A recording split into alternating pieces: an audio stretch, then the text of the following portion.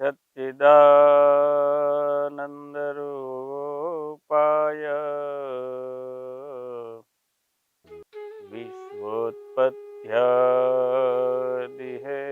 विश्वोत्पत्त्यादिहेतवे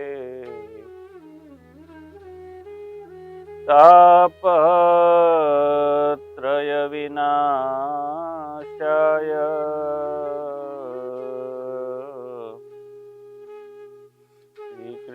श्रीकृष्णाय वयं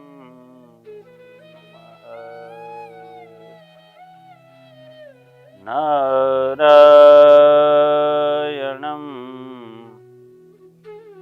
नमस्कृत्य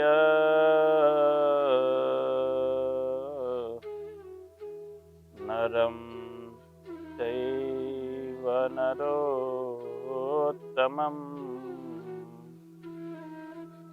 देवीं सरस्वतीं व्यासं ततो जयमुदीरयेत्।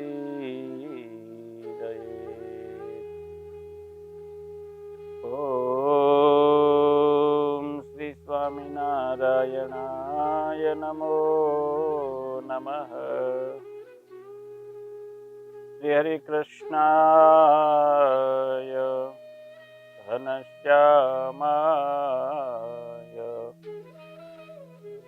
नीलकंठाय श्री सहजानंद स्वामिने नमो नमः। बोलो श्री स्वामीनारायण भगवान जय। इष्टदेव भगवान श्री स्वामीनारायण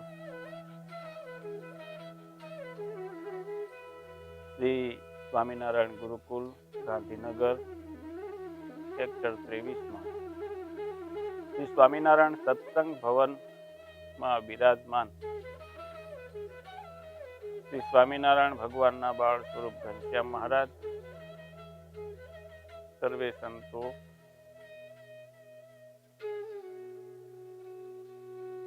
अक्षर निवासी परम पूज्य प्रातः स्मरणीय वंदनीय पुराणी स्वामी श्री हरिप्रियदास जी स्वामी जी, जो गढ़पुरना महान संत हता, वचन सिद्ध संत ने भगवत भक्ति परायण संत हता। તેમના આશીર્વાદ ગુરુકુળ ગાંધીનગર પરિવાર પર સદૈવ અવિરત રહેતા રહેલા છે અને એમના આશીર્વાદથી સમગ્ર ગુરુકુળ પરિવારના તમામ સભ્યો ખૂબ સુખી છે। ગુજરાતમાં ગુરુકુળ ગાંધીનગર દ્વારા ચાલતી તમામ સંસ્થાઓના મેનેજિંગ ટ્રસ્ટી શૈક્ષણિક ઉત્કર્ષની મશાલ જેમણે જગાવી છે અને સંપ્રદાયના મૂળ સિદ્ધાંતોને કેન્દ્ર સ્થાને રાખી સાહિત્ય સર્જનની અજોડ સેવા કરનાર ક્રાંતિકારી વિચારધારા વાળું વ્યક્તિત્વ એટલે પરમ પૂજ્ય શાસ્ત્રી સ્વામી શ્રી હરિપ્રકાશ સ્વામીજી। એમનું જીવન યોગઃ કર્મસુ કૌશલમ, ચેતા કર્મમાં કુશળતા, એ જ એમનું જીવન સતત પ્રેરણાદાયી રહ્યું છે। સતત ગીતા વાંચન અને એના જ લોકો ટાંકીને ઉપદેશ અને પ્રેરણા, અને એમની પ્રેરણાથી જ આજે આપણે આ કંઈ કરી રહ્યા છીએ। શ્રીમદ ભગવદ્ ગીતા ઉપર કંઈક બોલવાનો જો સાહસ કર્યું હોય તો આ એમની પ્રેરણાથી છે।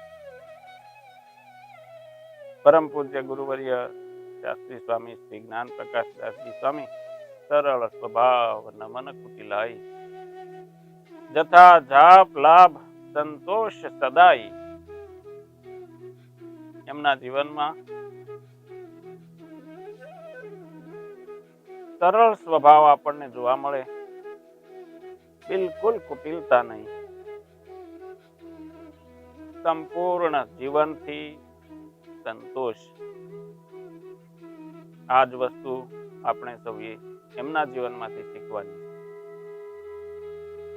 ગુરુજીએ શ્રીહરિ સમકાલીન સંતોએ લખેલા અનેક ગ્રંથો, નંદ સંતોએ લખેલા અનેક ગ્રંથો જે અપ્રકાશિત હતા, એ ગ્રંથોનું અનુવાદન અને સંશોધન કાર્ય કરી શ્રીહરિના ચરિત્રોનો રસથાળ સંપ્રદાયને ભેટ ધર્યો છે. એના માટે તો સમગ્ર સ્વામિનારાયણ સંપ્રદાય સદાય એમનો ઋણી રહેશે. અને એમની તોલે જગતની કોઈ બાબત ના આવી શકે. એમને વ્યવહાર કાર્યમાં ક્યાંય જરાય રુચિ નહીં. સતત વાંચન, ચિંતન, ભણવું, ભણાવવું અને ભજન ભક્તિ કરવી, એવું પવિત્ર જીવન. આવા ગુરુજનો સાથે રહેવા મળ્યું એ જ અમારા સૌથી મોટા સદભાગ્ય. અને પુરાણી સ્વામી શ્રી હરિવલ્લભદાસજી સ્વામી, જેઓ સંસ્થાને સમર્પિત સંત અને ત્યાગની પ્રેરણા મૂર્તિ, ત્યાગની પ્રેરણા લેવી હોય તો એમના જીવનમાંથી લઈ શકાય એવા સંત, આવા બધા અમારા જે ગુરુજનો છે એમની પાસેથી જ અમે તૈયાર થયા છીએ. એ જ અમારા સૌના ધન્ય ભાગ્ય છે. આજથી પવિત્ર ધનુર્માસનો પ્રારંભ થાય છે. તારીખ 16/12/2021 માગશર સુદ 13 વિક્રમ સંવત 2078 ગુરુવાર શ્રી સ્વામિનારાયણ ગુરુકુળના પ્રાંગણમાં અને ઘનશ્યામ મહારાજના સાનિધ્યમાં સંતોની ઉપસ્થિતિમાં ગુરુજનોના આશીર્વાદથી આજથી શરૂ થતા ધનુર્માસના પ્રારંભમાં જ 14 જાન્યુઆરી સુધી ધનુમાસ છે. કમૂળતા કહેવાય છે.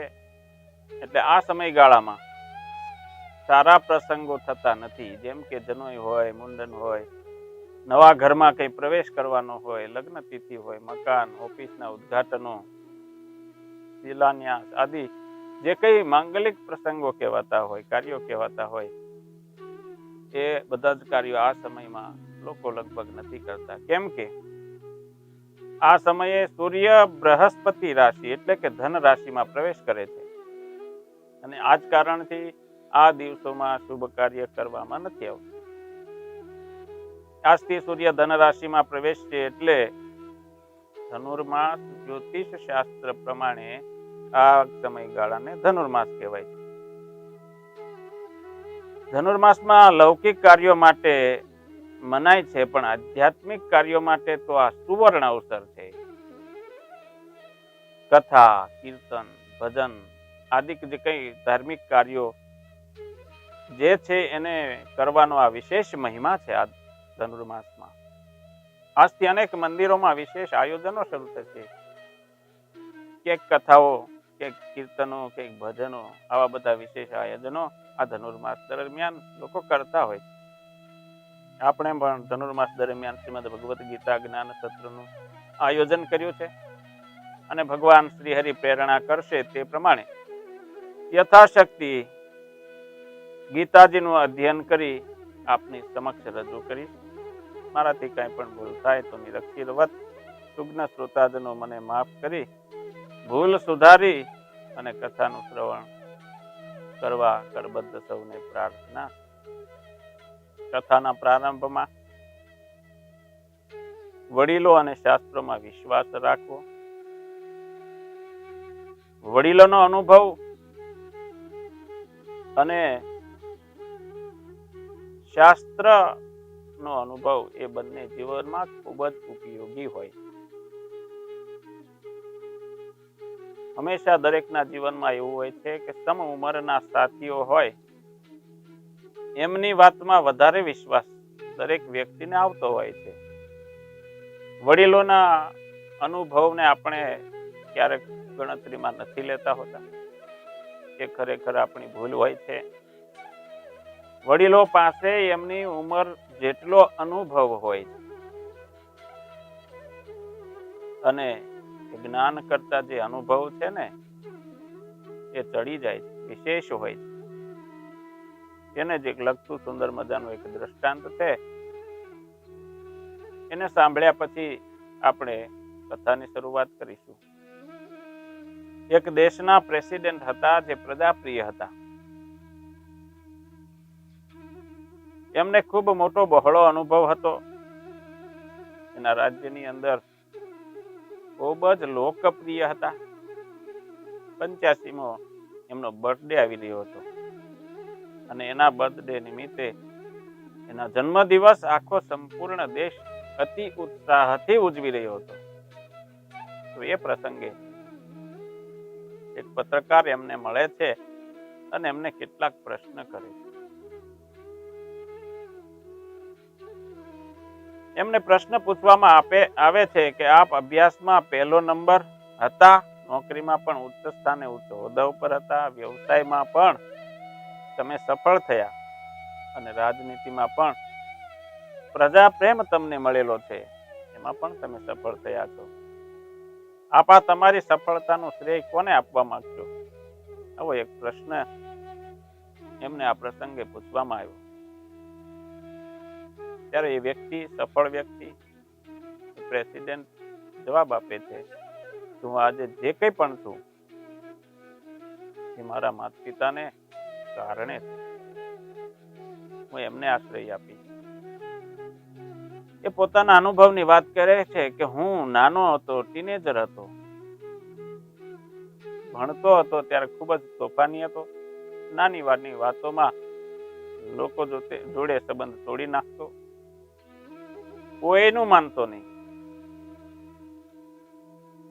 હકીકતમાં અત્યારના સમયમાં પણ ટીનેજરોનું આવું જ હોય છે. વડીલોની મર્યાદા, વડીલોની આજ્ઞા માનતા નથી હોતા, કે એ કઈ કહે તો ગમતું નથી હોતું. આ પ્રેસિડેન્ટ કહે છે કે મને મારા વડીલો ઉપદેશ આપે તે મને બિલકુલ ના ગમતું. મારા પિતા કશું બોલતા તો પણ ન ગમતું. મારા પિતા આમ તો ઓછું બોલતા, પરંતુ એક દિવસ મારો મિત્ર જે રોજ મારા ઘેર આવતો, એક દિવસ ના આવ્યો. પિતાએ પૂછ્યું કે આજે કેમ તારો મિત્ર નથી આવ્યો? ત્યારે મેં જવાબ આપવાનું ટાળ્યું, ઉડાવ જવાબ આપ્યો. એમને તો અંદાજ આવી જ જાય. એટલે તેમણે મને અલગ અંદાજમાં એક મેસેજ આપ્યો કે જેનાથી મારી આખી લાઈફ ચેન્જ થઈ ગઈ. એક રાત્રે અમારા ઘરના બધા જ સભ્યો જમીને પોતપોતાની રૂમમાં જઈ રહ્યા હતા. ત્યારે તેમણે મને રોક્યો અને બેસવાનું કહ્યું. હું બેઠો, સામે પિતા બેઠા. આઈસ્ક્રીમના 2 કપ ટેબલ ઉપર મૂકવામાં આવ્યા. એ આઈસ્ક્રીમના કપમાં એક કપ પર ચેરી હતી અને બીજા કપમાં ચેરી ન હતી. તેમણે મને કહ્યું કે આમાંથી તું ગમે તે તને જે પસંદ હોય એ પસંદ કરી લે.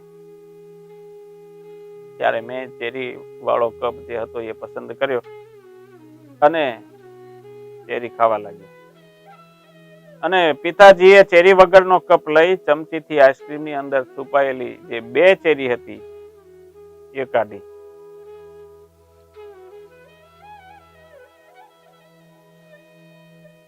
ત્યારે મારી સામે જોઈને કહ્યું કે બેટા, લાઈફનું આ પહેલું લેસન. સત્ય હંમેશા આંખોની સામે દેખાય છે એટલું જ નથી હોતું. સત્ય હંમેશા સત્ય જ હોય છે. પીળું એટલું સોનું નથી હોતું. સત્યની શોધ કરવી પડે. બીજે દિવસે પણ એ જ ઘટના બની. મને રોકવામાં આવ્યો. અમે બંને સામે બેઠા. આઈસ્ક્રીમના 2 કપ, એકમાં ચેરી, એકમાં ચેરી નહીં. ત્યારે પિતાજીએ કહ્યું કે લઈ લે આમાંથી તારે જે જોઈએ તે. તો આજે મેં ચેરી વગરનો કપ લીધો. પિતાજીએ ચેરી વાળો કપ લઈ મારી સામે જોઈ રહ્યા અને મેં ચમચી વડે કરીને આખું કપ આઈસ્ક્રીમ નો હતો એ ફેંદી માર્યો, પણ આજે પણ મને એક પણ ચેરી ના મળી. પિતાજીએ કહ્યું કે લાઈફનું આ બીજું લેસન. એક વારના અનુભવથી એવું ન માની લેવું કે મને બધું જ આવડી ગયું. જીવનમાં ક્યારેય અભિમાન કરવું નહીં. અભિમાન બહુ બુરી ચીજ. ત્રીજે દિવસે પણ આજ સેમ ઘટના બની છે. એક ટેબલ ઉપર અમે બંને બેઠા છીએ, પિતાજી અને હું. અમારી વચ્ચે કપ મૂકવામાં આવ્યા. એકમાં ચેરી છે, એકમાં નથી. વિચાર કરવા લાગ્યો કે બંને દિવસે મને નુકસાન જ થયું છે.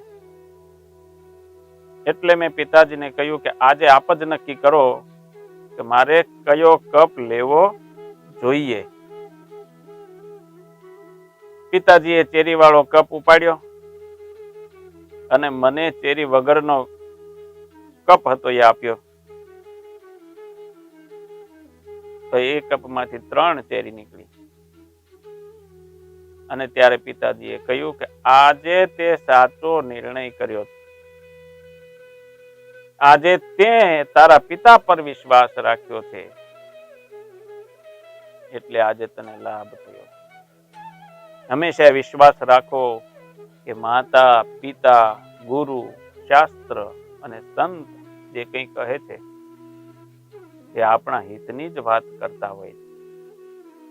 આ લોકોને શું આપણી પાસેથી લેવું હોય છે? એમને કયો મોટો લાભ મળી જવાનો છે? માતા, પિતા અને ગુરુને આપણા પ્રત્યે જેટલું હેત અને પ્રેમ અને લાગણી હોય છે એટલી કદાચ કોઈને નહીં હોય શકે. તેઓ હંમેશા પોતાના સંતાનોનું હિત જ ઈચ્છતા હોય છે. માટે ક્યારેક માતા, પિતા અને ગુરુ આપણને રોકે, ટોકે, ખીજે, વઢે તો ક્યારેય તેમના અભાવ અવગુણ ન લેવા. મનમાં જરાય ઝાંખું ન પડવું, પરંતુ શાંત ચિત્તે તેમને સમજવા પ્રયત્ન કરવો. સામે જવાબ ન દેવા, મૌન રહી સાંભળી અને વિચારવું કે મારી શું ભૂલ થઈ છે? મને કેમ આજે મારા માતા, પિતા કે વડીલોએ કીધવું પડ્યું?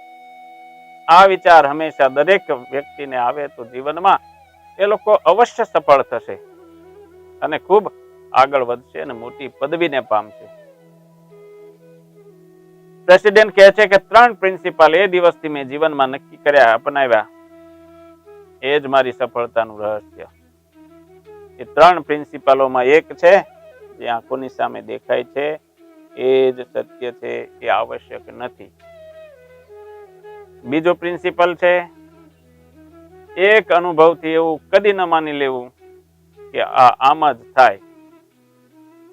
અનુભવ જરૂરી છે, પણ દરેક વખતે એવું પણ ન હોઈ શકે, કારણ કે જીવનમાં દરેક દિવસ એક નવી સંભાવના લઈને આવી શકે.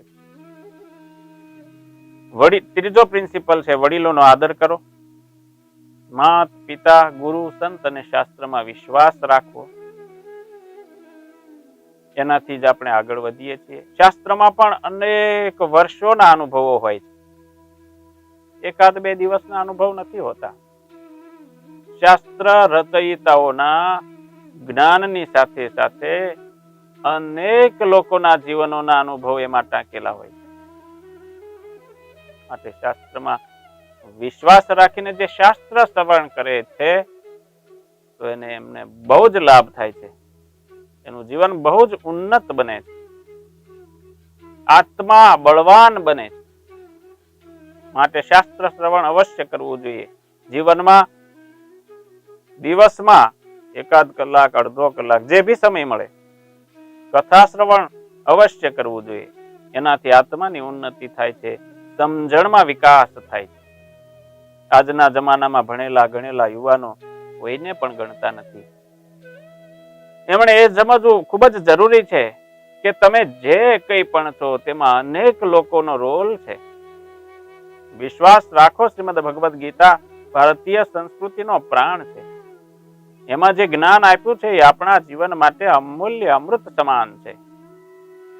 એમાં આપણે હિતની જ વાત કરેલી માટે નાના મોટા સૌએ શ્રીમદ ભગવદ્ ગીતા અવશ્ય સાંભળવી જ જોઈએ. અને વડીલોએ, માતા પિતાએ જે પોતાના બાળકોને સારા સંસ્કાર આપવા ઈચ્છે છે, જીવન જીવતા શીખવાડવા ઈચ્છે છે, એવા દીકરા દીકરીઓને આ શ્રીમદ ભગવદ્ ગીતા જ્ઞાન અવશ્ય જીવનમાં સંભળાવવું જ જોઈએ. એનાથી તમને લાભ થશે, નુકસાન બિલકુલ નહીં થાય.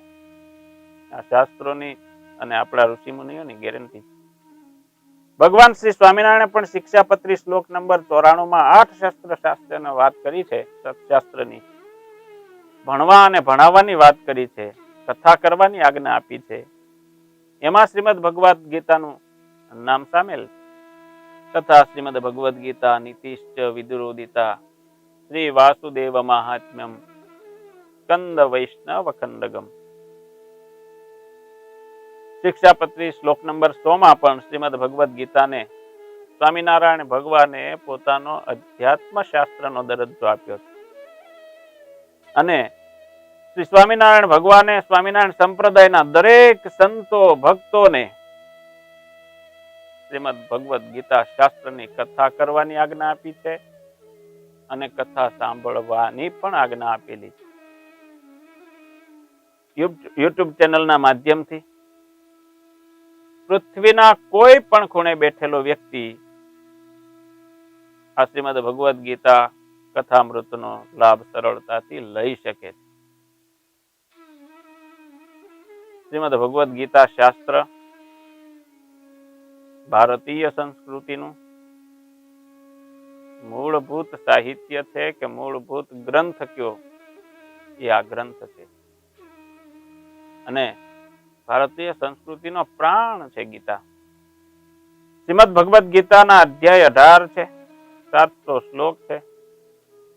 એમાં આટલા શ્લોકોની અંદર એક શ્લોક મહારાજ ધૃતરાષ્ટ્ર બોલ્યા છે, 40 શ્લોક સંજય બોલ્યા છે, 84 શ્લોક અર્જુન બોલ્યા છે અને 575 શ્લોક શ્રી કૃષ્ણ ભગવાન સ્વમુખે બોલ્યા છે. પ્રસાદીના શ્લોક કહેવાય. 575 શ્લોકો તો પ્રસાદીના ભગવાન શ્રી કૃષ્ણ સ્વયં પોતાના મુખે ઉચ્ચાર્યા છે. મહાભારતના ભીષ્મ પર્વના અંતિમ પર્વમાં શ્રીમદ ભગવદ્ ગીતાનો ઉપદેશ સમાવિષ્ટ છે.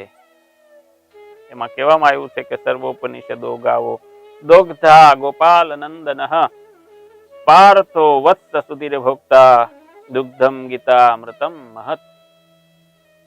ભગવદ્ ગીતા સર્વ ઉપનિષદોનો સાર છે. કુશળ ગોપાળ ભગવાન શ્રી કૃષ્ણએ ઉપનિષદ રૂપી ગાયોમાંથી તેમના સાર તત્વનું દોહન કર્યું છે અને અર્જુન રૂપી વાછરડાને તે દૂધ ગીતા ઉપદેશના સ્વરૂપમાં પાયું છે. વાછરડાને જોતા જ દિવસભર ચરીને આવેલી ગાયોનો સ્નેહ જેમ તેના આંચળમાંથી દૂધ રૂપે વહેવા માંડે છે, એવી જ રીતે શોકગ્રસ્ત અર્જુન જે શરણાર્થી હોવા ઉપરાંત પોતાનો મિત્ર પણ છે ને ભક્ત પણ છે, એને જોતા વેત જ શરણાગત વત્સલ ભગવાન શ્રી કૃષ્ણનો સ્નેહ એમના હૃદયમાંથી જે પ્રવાહિત થયો એ ગીતામૃત. આ ગીતામૃતની બરોબરી સ્વર્ગનું અમૃત પણ ન કરી શકે. કારણ કે અમૃત તો કદાચ અમુક સમય માટે ભૌતિક દુઃખોમાંથી છુટકારો અપાવી શકતું હશે, આપેક્ષિક અમરતા પ્રદાન કરી શકતું હશે, પરંતુ ગીતામૃત તો સર્વ દુઃખોમાંથી આત્યંતિક મુક્તિ અપાવનારું શાસ્ત્ર છે. શ્રીમદ ભગવદ્ ગીતા શ્રી કૃષ્ણ અને અર્જુન વચ્ચેના સંવાદના રૂપમાં છે. કુરુક્ષેત્રના રણ મેદાનમાં આ સંવાદ થયો. પાંડવો અને કૌરવોના સૈન્યો યુદ્ધની ઈચ્છાથી સામ સામે વ્યૂહાત્મક રીતે ગોઠવાઈ ગયા છે. અર્જુન પાંડવ સૈન્યનો નેતા છે અને ભગવાન શ્રી કૃષ્ણ તેમના સારથી છે. યુદ્ધના પ્રારંભ પહેલા જ અર્જુનનું મન શોક અને મોહથી અભિભૂત થઈ જાય છે અને તે ભગવાન શ્રી કૃષ્ણને ઉપદેશ કરવાની પ્રાર્થના જ્યારે કરે છે ત્યારે આ ઉપદેશ પ્રગટ થયો એ જ શ્રીમદ ભગવદ ગીતા. ભગવાન શ્રી કૃષ્ણને પોતાનું કાંઈ પણ પ્રયોજન આ યુદ્ધમાં સિદ્ધ કરવાનું ન હોવા છતાં લોકો તરફ અનુકંપાથી પ્રેરાઈને શોક અને મોહના મહાસાગરમાં ડૂબેલા અર્જુનને ભગવાને પ્રવૃત્તિ રૂપ ધર્મ અને નિવૃત્તિ રૂપ ધર્મ આ બે પ્રકારના ધર્મ નો ઉપદેશ કર્યો અને એ જ ઉપદેશને શ્રી વેદ વ્યાસજીએ 7 શ્લોકોથી શ્રીમદ ભગવદ ગીતા નામના ગ્રંથમાં ગ્રથિત કર્યો છે, ગૂંથ્યો છે. આ ગીતા શાસ્ત્ર સમસ્ત વેદના અર્થના સારનો પણ સંગ્રહ છે. શ્રીમદ ભગવદ ગીતા શાસ્ત્રનું પ્રયોજન સંક્ષેપમાં કહીએ તો નિશ્રેયસ અર્થાત મોક્ષ છે. મોક્ષ એટલે સંસારના દુઃખોથી હંમેશને માટે શાંતિ, પરમ કલ્યાણ રૂપ શાશ્વત અને આનંદની પ્રાપ્તિ એટલે જ મોક્ષ. પ્રવૃત્તિ લક્ષણ ધર્મ એટલે કે કર્મ જો ભૌતિક ઉન્નતિ માટે કરવામાં આવે તો તે આલોક અને પરલોકમાં સુખનું સાધન બને. પરંતુ એના એ જ કર્મ જો ઈશ્વરાર્પણ ભાવથી કરવામાં આવે તો નિષ્કામ કર્મ થઈ જાય છે અને અંતઃકરણની શુદ્ધિ કરે છે. નિવૃત્તિ લક્ષણ ધર્મ એટલે કે આચાર્ય મુક્તિ શાસ્ત્રનું શ્રવણ કરવું, મનન કરવું, નિધિધ્યાસ કરવું અને એના દ્વારા આત્મજ્ઞાન પ્રાપ્ત કરવું. આ રીતે આત્મજ્ઞાન કે બ્રહ્મ વિદ્યા શ્રીમદ ભગવદ ગીતાનો મુખ્ય વિષય છે. ભગવાન શ્રી કૃષ્ણએ એક મહાન ચમત્કાર એ પણ કર્યો છે કે જ્ઞાનનો ઉપદેશ અરણ્યમાં થતો હોય છે. ઋષિ મુનિઓ જંગલમાં શાસ્ત્ર અધ્યયન કરતા હોય છે, તપમાં મગ્ન હોય છે, ત્યાં આ જ્ઞાનનો ઉપદેશ હોય છે. તેને ભગવાન શ્રી કૃષ્ણ રણ મેદાનમાં લઈ આવ્યા. માનવ જીવન પણ એક રણ સંગ્રામ છે અને તેમાં વિજય પ્રાપ્ત કરી જીવન કેમ સફળ કરવું તેનો બોધ શ્રીમદ ભગવદ ગીતા આપણને આપે છે. શ્રીમદ ભગવદ ગીતાનો પ્રારંભ કૌરવોના પિતા મહારાજ ધૃતરાષ્ટ્રના પ્રશ્નથી થાય છે. મહારાજ ધૃતરાષ્ટ્ર જન્મથી જ અંધ છે, ઉપરાંત બુદ્ધિથી પણ તેઓ મોહાંધ છે, પુત્ર મોહમાં અંધ છે. બહારના જગતનો તો એ જોઈ શકતા નથી, પરંતુ તત્વનું પણ તેમને અજ્ઞાન છે. આવા મહારાજ ધૃતરાષ્ટ્ર સંજયને પ્રશ્ન પૂછે. સંજય એક એવું વ્યક્તિત્વ છે જેણે પોતાની ઇન્દ્રિયો ઉપર સારી રીતે વિજય પ્રાપ્ત કર્યો છે. ધૃતરાષ્ટ્ર બંને રીતે અંધ છે, જ્યારે સંજય ચર્મ ચક્ષુથી અને દિવ્ય દ્રષ્ટિથી બંને રીતે દેખે છે. જેથી ધૃતરાષ્ટ્રની સામે હસ્તિનાપુરમાં બેઠા બેઠા જ કુરુક્ષેત્રમાં ચાલી રહેલા રણ મેદાનની અંદર ચાલી રહેલા યુદ્ધને પ્રત્યક્ષ જોઈ અને ધૃતરાષ્ટ્ર મહારાજની સામે એ વર્ણન કરે છે કે આજે શું થયું. દૂરદર્શન તો હમણાં થોડાક વર્ષોમાં જગતની અંદર આવ્યું છે, પણ આ તો હજારો વર્ષ પહેલા ક્યાંક દૂર દૂર બેઠેલા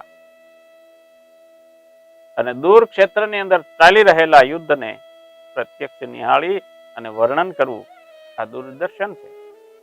દૂર બેઠા બેઠા દર્શન કરવું એને કહેવાય દૂરદર્શન. તો આ હજારો વર્ષ પહેલા ભારતીય સંસ્કૃતિમાં દૂરદર્શનનું સંશોધન થયેલું અને આ બધું ઉપયોગમાં હતું. શ્રીમદ ભગવદ ગીતા ગુરુ અને શિષ્ય વચ્ચેનો સંવાદ છે. એ દ્રષ્ટિથી પણ ગીતાને જોઈ શકાય છે. જેમ કે શિષ્ય મહારાજ ધૃતરાષ્ટ્ર અંધ છે, જ્યારે ગુરુ સંજય દિવ્ય જ્ઞાનની દ્રષ્ટિથી દિવ્ય જ્ઞાન દ્રષ્ટિ ધરાવે છે. સંજય ભગવાન વેદ વ્યાસની કૃપાથી સંજયે દિવ્ય દ્રષ્ટિ પ્રાપ્ત કરેલી છે. એવી રીતે દરેક મનુષ્ય જન્મથી તો અંધ જ છે. ચર્મ ચક્ષુથી ભલે કદાચ આપણે દુનિયાને જોઈ શકતા હોઈએ, પરંતુ આત્મજ્ઞાનની દ્રષ્ટિએ તો આપણે, હું ને તમે સૌ અંધ જ છીએ. અને તેથી હૃદયમાં રહેલા આંતરિક અંધકારને દૂર કરવા માટે જ્ઞાન રૂપી પ્રકાશ આ ગ્રંથ પાત્રે છે, જેનો પહેલા શ્લોકથી નિર્દેશ થાય છે. મહારાજા ધૃતરાષ્ટ્રને આંધળો પુત્ર મોહ છે. એ જાણે છે કે દુર્યોધનના કાર્યો સારા નથી, અસુરો જેવા છે. એ પણ જાણે છે દુર્યોધન અન્યાયી છે, અત્યાચારી છે, દુરાચારી છે, કુસંગી છે, કુટિલ છે. વડીલોએ દુર્યોધનને રાજ્ય સત્તાથી દૂર કરવાની મહારાજા ધૃતરાષ્ટ્રને ઘણી વાર સલાહ આપી. વિદુરજીએ આપી છે. કૃપાચાર્ય હોય, દ્રોણાચાર્ય હોય, પિતામહ ભીષ્મ હોય, આ બધા વડીલોએ ઘણી વાર મહારાજા ધૃતરાષ્ટ્રને કહ્યું છે કે આ દુર્યોધન રાજ્ય સત્તાને લાયક નથી. છતાં પણ પુત્ર મોહને કારણે એક આ કઠોર નિર્ણય, જે દુર્યોધનને સત્તાથી દૂર કરવાનો કઠોર નિર્ણય મહારાજા ધૃતરાષ્ટ્ર લઈ શક્યા નથી, અને પરિણામે સમગ્ર ધૃતરાષ્ટ્ર કુળનો વિનાશ થયો. એક વિવશ પિતાને પોતાની આંખો સામે 100 પુત્રોને મરતા જોવાનો વારો આવ્યો. આ કેવું કઠોર પ્રારબ્ધ. આજે પણ જે માતા પિતા છે, લાચાર માતા પિતાઓ, એમને આ વસ્તુ ધ્યાનમાં લેવાની જરૂર છે. પોતાના સંતાનો ક્યાં જાય છે, શું કરે છે, કોનો સંગ કરે છે, કોઈ અવળા કે પતનના માર્ગે તો નથી જતા, કે એવા કોઈ વ્યક્તિઓના સંપર્કમાં નથી આવતા કે જેઓ એને પતનના માર્ગ તરફ લઈ જાય, વ્યસન તરફ લઈ જાય. આ જોવાની ખૂબ જ જરૂર છે. કેવળ પૈસો કમાવા પાછળ જ 100% સમય વેડફી ન નાખવો જોઈએ. તમારું સાચું ધન તમારા સંતાનો છે. એમાં પણ સમયનું ઇન્વેસ્ટમેન્ટ કરવું જરૂરી છે. તેમની પાસે બેસવું, તેમને ખુશી સમાચાર પૂછવા જોઈએ.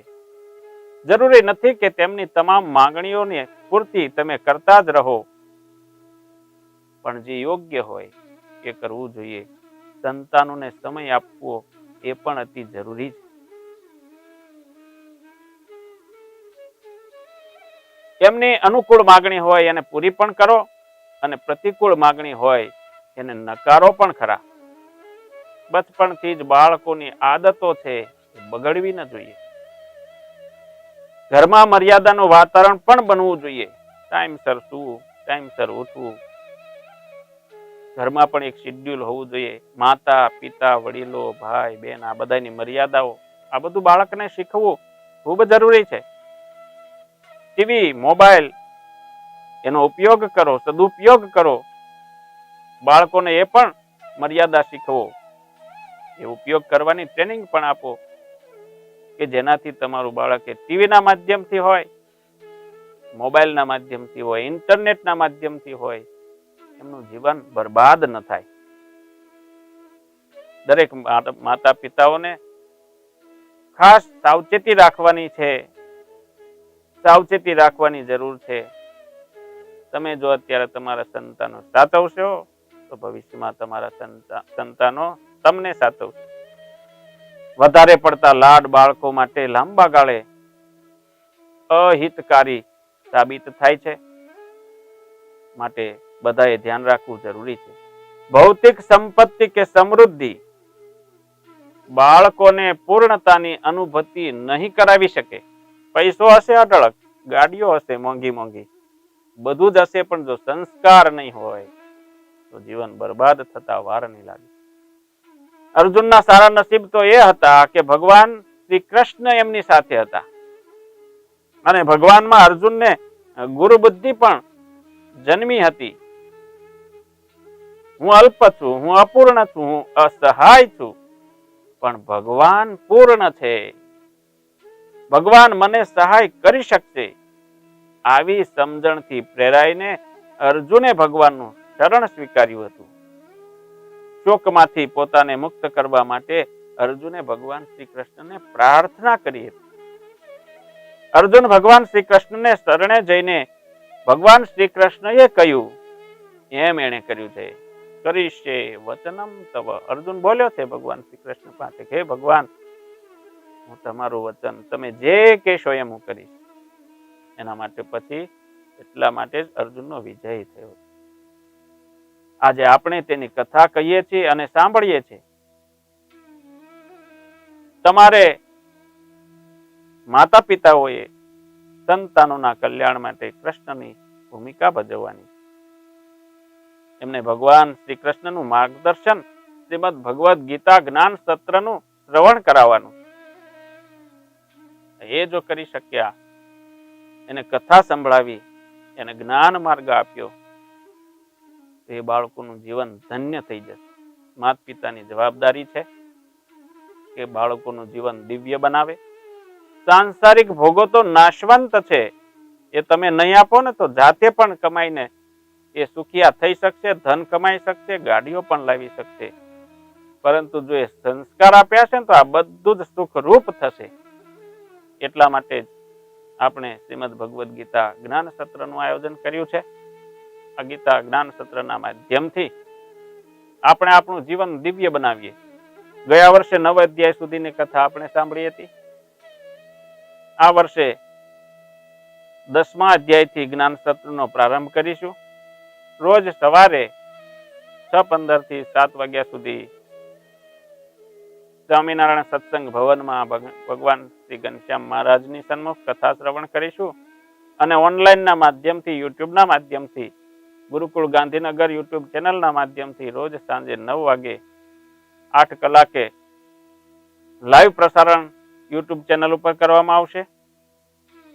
તો આ દિવ્ય જ્ઞાનનો લાભ સમગ્ર ભારત નહીં, સમગ્ર વિશ્વમાં કોઈ પણ ખૂણે બેઠા હશે તમામ ભક્તજનો, જ્ઞાન પીપાસુ સજ્જનો, ભગવાનના ભક્તો આ ગીતા જ્ઞાન સત્રનો લાભ અવશ્ય લઈ શકશે. અને પોતાના જીવનમાં આપણે કઈ રીતે જીવીએ છીએ અને કેવું જીવન આપણું હોવું જોઈએ, સુખી થવા માટે શું હોવું જોઈએ, આ તમામ જ્ઞાન આપણે આ ગીતા જ્ઞાન સત્રના માધ્યમથી લઈશું. 10મો અધ્યાય વિભૂતિ યોગ છે. ભગવાનની વિભૂતિ, ભગવાન ક્યાં ક્યાં છે, આ જગત શું છે, આ જગતમાં ભગવાનની ભૂમિકા શું છે, આ બધું જ વર્ણન શ્રીમદ ભગવદ ગીતા અધ્યાય 10માં આવવાનું છે. તો આ ગીતા જ્ઞાન સત્રનો અવશ્ય સૌ ભક્તજનો લાભ લેશો. એટલું કઈ આજના જ્ઞાન સત્ર નહીં. વિરામ આપીએ. સહજાનંદ સ્વામી મહારાજની જય.